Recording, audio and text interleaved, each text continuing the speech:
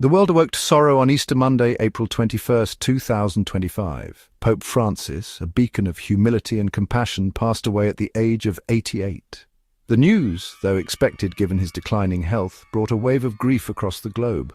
Millions had drawn strength from his gentle demeanor and unwavering commitment to the vulnerable. Pope Francis's final days were spent at Casa Santa Marta in Vatican City, a place he chose over the opulent papal apartments. He battled bronchitis and bilateral pneumonia, ailments that finally overcame his strong will. Despite his frail health, he continued to serve, his spirit undimmed.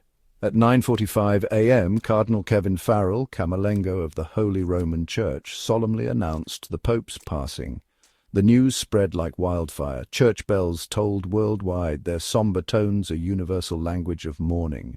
World leaders paused in their engagements, offering condolences and remembering the man who touched countless lives.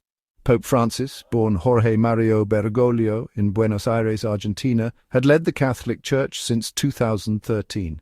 His papacy was marked by his humility, his focus on the poor and marginalized, and his call for interfaith dialogue. He brought a breath of fresh air to the Vatican, challenging traditional norms and emphasizing mercy and love. His passing marked the end of an era. As the world mourns, preparations for Pope Francis's funeral are underway. The General Congregation of Cardinals, meeting on April 22, 2025, will determine the official date. However, tradition dictates that the funeral should take place within 4 to 6 days after the Pope's death.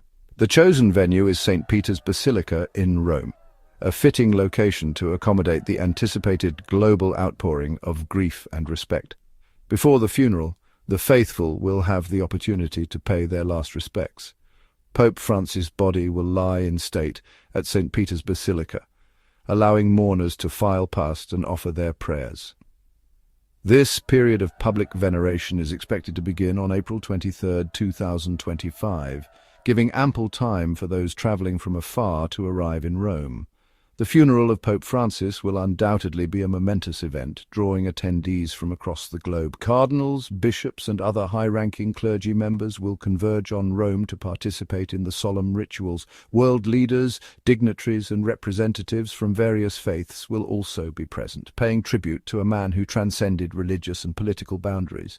Millions more will join the proceedings virtually. The funeral will be broadcast live on Vatican News' YouTube channel, ensuring global accessibility. Major news networks will also provide extensive coverage, allowing people from all corners of the world to witness this historic event and bid farewell to the beloved pontiff. The funeral rites for Pope Francis will be a testament to the values he embodied throughout his life and papacy. In a significant move reflecting his commitment to humility and simplicity, the ceremony will adhere to the revised funeral rites for popes that he himself approved in April 2024. These revised rites, emphasizing the deceased pontiff's role as a servant of God and shepherd of his flock, stand in stark contrast to the grandeur and elaborate rituals of the past. Gone are the traditional 9 days of mourning, replaced with a shorter period of reflection and prayer. The focus will be on the essential elements of Christian burial, the celebration of the Eucharist, the recitation of prayers for the deceased, and the final commendation of the soul to God.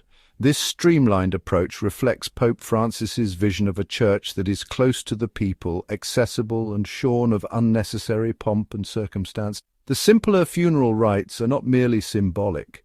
They are a powerful reflection of Pope Francis's life and ministry. He was a man who shunned ostentation, choosing to live simply and focus on serving the poor, the marginalized, and the forgotten. His papacy was characterized by his humility, his empathy for the suffering, and his unwavering commitment to social justice. The funeral, stripped of its former grandeur, will serve as a poignant reminder of the man himself, a humble servant of God who lived a life of radical love and compassion.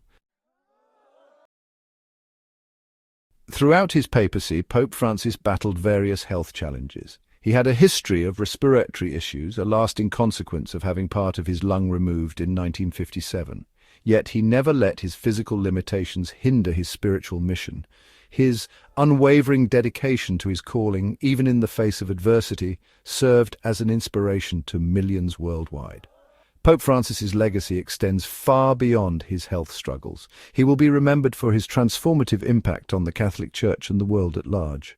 His emphasis on mercy and compassion breathed new life into the Church, attracting many who had felt alienated or marginalized. His efforts to promote interfaith dialogue fostered understanding and respect among different religious communities. His papacy was marked by numerous groundbreaking initiatives. He convened synods on the family and the Amazon, sparking crucial conversations about the Church's role in the modern world. His encyclicals Laudato Si and Fratelli Tutti addressed pressing global issues like climate change and social inequality, establishing him as a moral leader on the world stage. As the world mourns the passing of Pope Francis, we remember him not just for his words, but for his actions.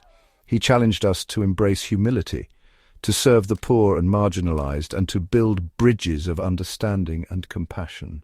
His legacy will continue to inspire individuals and communities to strive for a more just and equitable world, long after the last prayers of his funeral have faded away.